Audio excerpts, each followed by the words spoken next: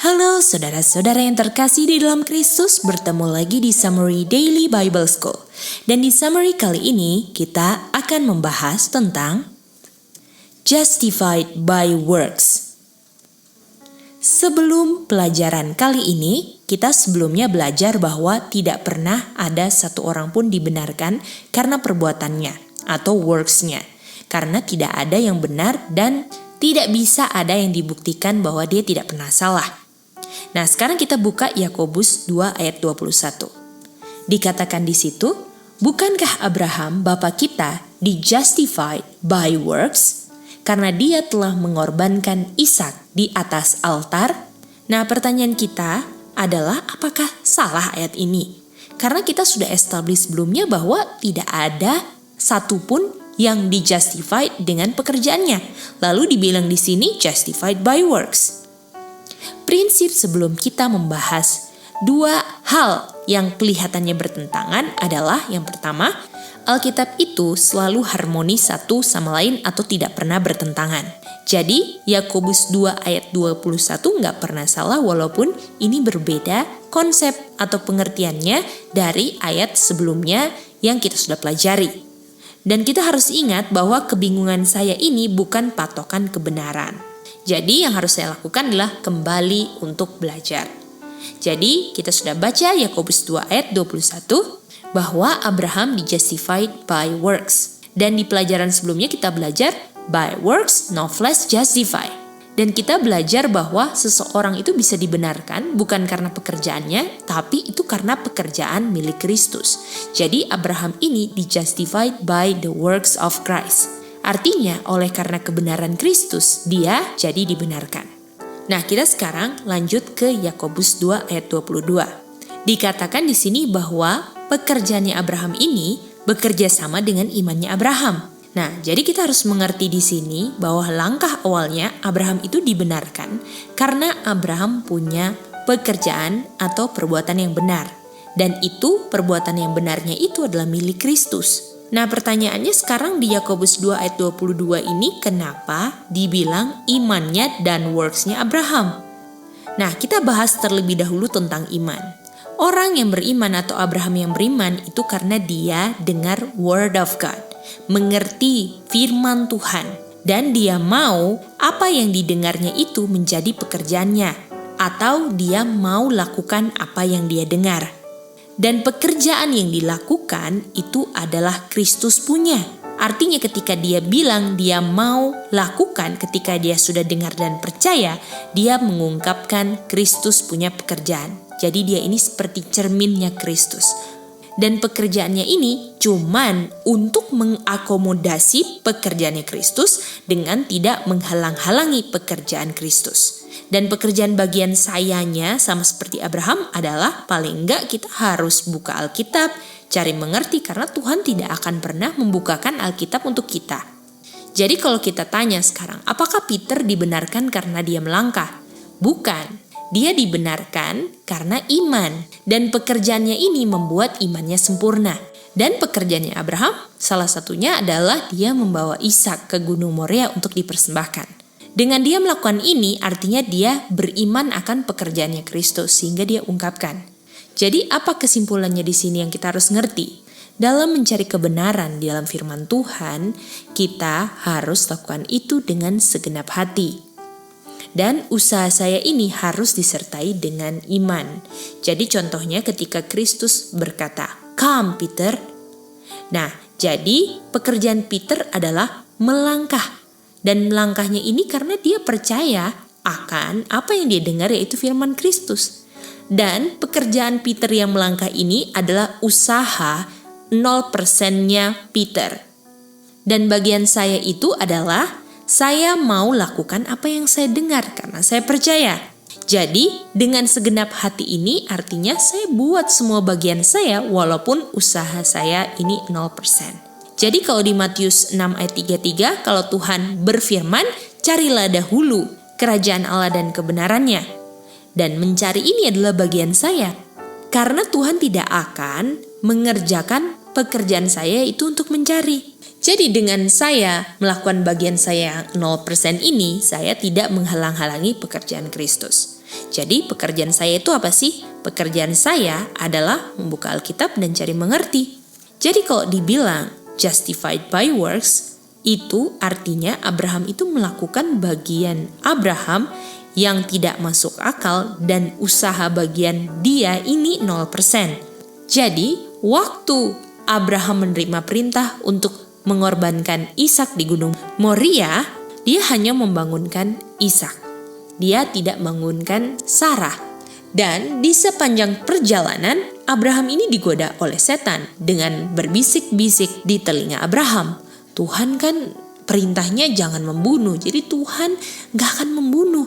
Dan kalau Tuhan suruh bunuh, artinya yang sedang kamu lakukan ini rencananya setan. Tetapi Abraham tidak tergoda dan dia melakukan bagiannya. Dan Abraham sangat mengerti bahwa bagiannya adalah 0%. Usaha kita adalah 0%, tetapi harus tetap ada bagian kita. Dalam kutipan Roh Nubuat, The New Life 27.1, good works adalah manifestasi dari faith, atau good works itu adalah buah dari faith. Jadi contohnya, kalau kita menanam kangkung, jangan heran kita panennya kangkung. Nah, kita akan lanjut baca kutipannya. Sementara Bapa bekerja dalam hati, manusia harus menyerahkan kehendaknya kepada Bapa. Jadi, menyerahkan kehendak Bapa ini adalah pekerjaan saya. Dan manusia harus bekerja sama dengan God, dengan tidak menghalang-halangi pekerjaannya God. Jadi dari mana saya tahu orang ini mau untuk Bapa mengungkapkan pekerjaannya, yaitu dengan menyerahkan kehendaknya kepada Bapa dan bekerja sama dengan Bapa. Artinya kalau dia tidak mau Bapa mengungkapkan pekerjaannya dalam kehidupannya, makanya dia tidak pernah akan menyerahkan kehendaknya dan tidak mau bekerja sama dengan God. Jadi sekarang apa ayatnya sebelum dia mengungkapkan pekerjaan Bapa? Di mana Bapa sedang bekerja di dalam dia melalui rohnya.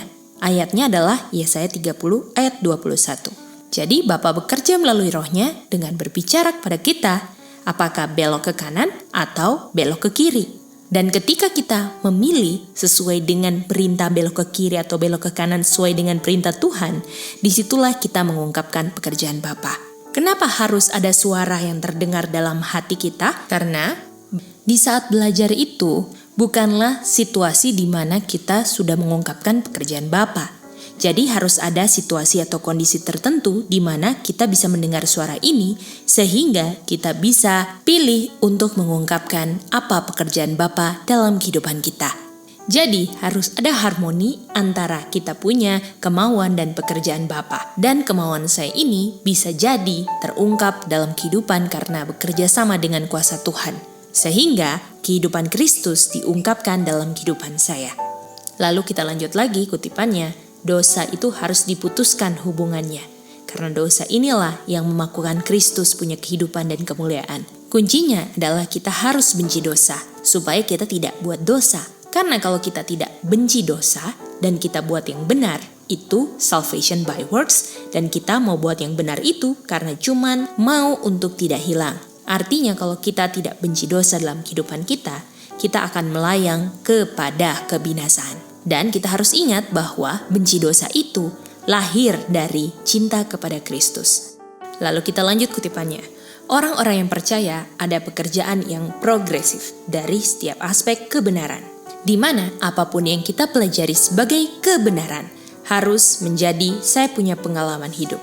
Kalau pekerjaan ini adalah pekerjaan progresif, makanya kenapa kita harus belajar firman Tuhan setiap hari. Dan kita tidak tambah mau untuk bilang, oh kita sudah tahu semuanya, saya jadi nggak usah belajar. Dan ada satu prinsip yang tidak boleh kita lupa. Waktu kita belajar, kita itu sedang belajar dan harus tahu apa yang Tuhan janjikan. Untuk tahu apa yang Tuhan janjikan itu ada hubungannya dengan doa kita bisa dijawab. Dan untuk doa kita bisa dijawab, itu ada catatannya, yaitu yang pertama, make sure kita tahu the will of God. Dan kalau kita tidak belajar, kita tidak pernah tahu apa kehendak Bapa.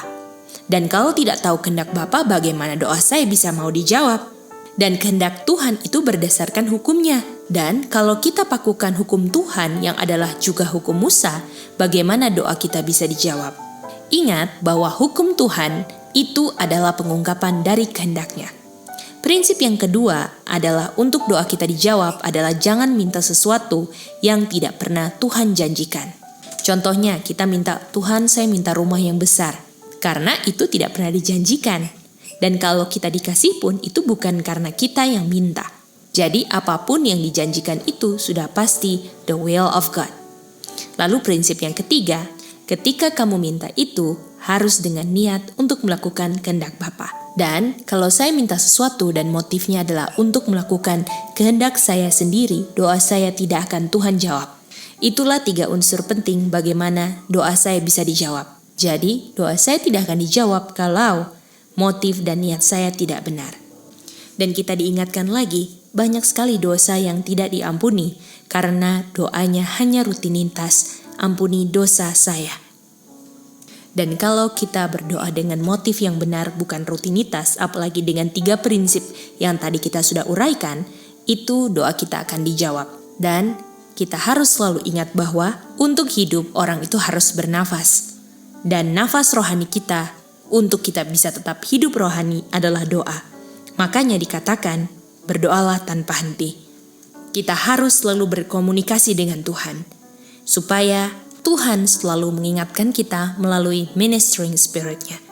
Kadang kalau kita terlalu sibuk, kita lupa mendengar suara Tuhan. Sehingga setan berhasil untuk memutuskan hubungan saya dengan Kristus. Sehingga hal-hal kedaginganlah yang diingatkan. Dan kalau putus hubungan dengan Tuhan, dan saya mau untuk tidak berdosa, saya akan berusaha selamat dengan usaha sendiri. Ingatlah, setan berjuang keras untuk mengalihkan pikiran kita tidak fokus pada hal-hal keselamatan. Dan kita tidak bisa berkomunikasi dengan Tuhan kalau kita tidak ada bahan belajar firman Tuhan-Nya. Dengan kita belajar firman Tuhan, malaikat Tuhanlah yang akan selalu ingatkan kita, sehingga kita tidak perlu hubungannya putus dengan Kristus. Sebagai penutup adalah, kehendak Bapa adalah kita melakukan penyucian. Dan kita kalau minta, Tuhan janji akan diberikan. Apalagi kita mintanya adalah berdasarkan kehendak Bapa. Jadi waktu digoda, klaimlah janji Tuhan untuk supaya kita tidak berdosa. Dan kalau kita minta hal tersebut, waktu digoda dan kita minta pertolongan Tuhan sesuai dengan janjinya, kita akan tiba-tiba lupa akan penggodaan tersebut. Kita harus merasakan bahwa kehidupan kita ini hanyalah bergantung dengan apa yang Tuhan bilang. Dan Abraham dibenarkan karena dia percaya apa yang Tuhan bilang. Walaupun belum ada terjadi apa-apa, walaupun situasi kondisinya tidak memungkinkan, tapi dia percaya akan janji Tuhan. Dan Ishak adalah bukti bahwa orang bisa dibenarkan melalui iman. Artinya kalau Abraham bisa dibenarkan, kita pun bisa dibenarkan. Kalau kita selalu berbuat hal-hal yang salah, gunakanlah cara ini. Contohlah pelajaran Abraham. Bergumullah dan menanglah. Tuhan bilang, kalau kamu minta, kamu akan dapat. Dan kamu akan menjadi pemenang, karena saya sudah mengalahkan dunia. Selamat mempraktekkan firman Tuhan dalam kehidupan kita. Sampai kita ketemu di Summary Daily Bible School berikutnya. Tuhan memberkati.